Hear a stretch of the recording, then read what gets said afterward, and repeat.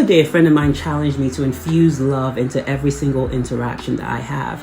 From my daughter, who I love, that one's easy, to the stranger at the airport who just aggressively cut the queue and then hissed at me and called me small gay when I called him out on it. So because I consistently seek to evolve into a better version of myself, I accepted the challenge. But it quickly became clear from that very first day that in between that person that you used to be and the person who you're striving to become is the discomfort of growth. It's the often reflective stillness of acknowledging who you've been and recognizing who you have the power to become.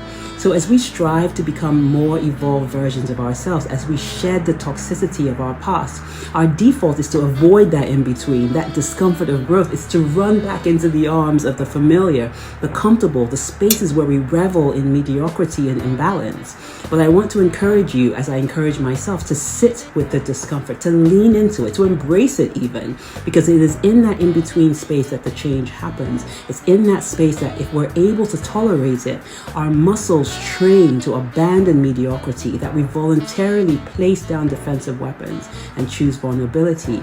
That's where we find brave, courageous versions of ourselves that can face what we initially thought were insurmountable challenges. It is where, if we sit in the stillness, we find that our feet are fortified in strength, but not just for ourselves, but for others as well.